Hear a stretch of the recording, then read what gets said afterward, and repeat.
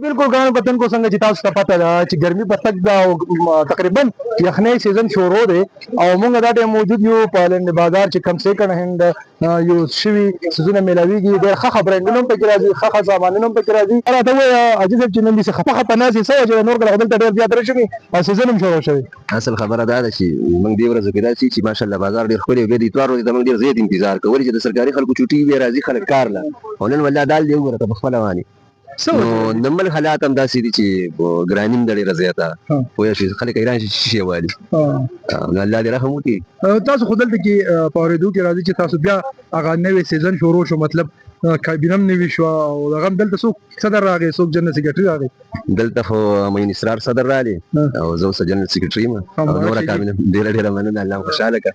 بس زه ملګرو خو بس ټول زاړه ملګرو چې دغه وکړه چې همدا باقي دي پاتې نوي پکې څوک رانه الحمدلله الله دې ټولو سره ښه وکړي په صدر صاحب باندې ټول اعتماد دی خوشحاله دي منډه وایي وروره السلام علیکم صدر مبارک شي او بل بیا تاسو صدر شوي تاسو د چینل تاسو دغه چې تاسو دومره راغلی او زموږ بازار ته او مبارکي مو ویلم ډېره مننه کوم خوشحاله او آباد اوسئ مهرباني صدر صاحب موږ وګورو په عام روټین کې نو عام ورځې پرېږده د یخنۍ چې د اتوار ورځ خو به دلته ډېر زیات رش بالکل د خپې خودو ځای به چا خبره نه بالکل دا مارکیټ خانم مارکیټ په نوم باندې یادېږي دا په چوک شهباز کې په چرچ روډ باندې دی د ټولو نه زوړ مارکیټ د لنډۍ په نوم باندې د خانم مارکیټ یادېدو خو نن د خانم مارکیټ حالات داسې شو د ګرانۍ د وجې وجه دا ده چې دا زموږ لنډه به فری ټیکس وه دایمن به ټیکس هېڅ قسمه نه لاګو کېدو اوس په ده باندې ټیکس دومره هائی لیول سره لګي چې زموږ کوم بیپاریان هلته په کراچۍ کې چا نه موږ سودا کوو هغه وایي د ورځې ورځې خبرې کوئ موږ به دا په کلونو کې هم نه ګرانۍ ده موږ هغوی وایي چې نه د ورځې ورځې که نن سودا دې وکړه دا ریټ به بل وخت سودا له راځي بیا به بل ریټ وي نو خو هغه وجه شوه دویم اغوستونکي ته هم دغه مسله ده چې موږ یې ګران والو بیا اغوستونکي ته ګران شي نو هغه هم وایي چې زه د لنډې یو شیز په 500 په 100 میلاوېدو زه یې په 800 په 1000 څنګه واله عوامو ته څه میسج عوامو ته دا میسج ورکوم چې خاص کل د خپلو بچو خاص کل خیال وساتئ ولې چې دا وخت د نشو د آیسو په دغه کې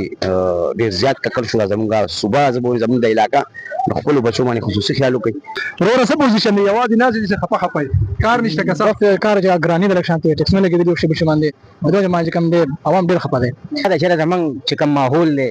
په دې صوبه کې یا په دې عمل کې کم قسم لذات نه منافقت دی یو ته څه وایي بل ته څه وایي بس یو معمولي سترګې خوستلو څه دي نور هر څه تباه کوي لکه دا وایي چې خلک یو بل پسې ښه دي خو د عوامو د صوبې حق ورسره نه حقوق هېڅ خیال نشته دی نه دا مسلمانۍ څه خیال شته چېرې مسلمان ګاډ ولې نشته څه وجه نو ګاډ به څه راشي غریبانو ځان له پریشاني ده کمې ګراني ده کم حالات دی لکه نه امن ته د عمل پرېږدي او نه خوښ حکومت طرف ته موږ وګورو که هغه صوبایي حکومت دی که وفاقي حکومت دی که پنجاب حکومت دی که د پښتونخوا حکومت دی هغې د یو بل سره د سیاست هغه جنګ شروع کړی دی او د عوامو حقوقي یو ځای ټکړي دي نو دا د صوبایي حکومت وفاقي حکومت پنجاب حکومت او د پښتنو او د پنجابیانو او د سندیانو د ټول سیاستدانانو لپاره یو سوال یا نشان دی چې دوی به د عوام لپاره کله راوځي د عوام به کله سوچ کوي او د خپل سیاست نه بالاتر هوي کې د عوام او د صوبې ښېګړه کوي د عوام به سوچ کوي چې د عوام له موږ څنګه ریلیف ورکړو دا یو غټ سوال دی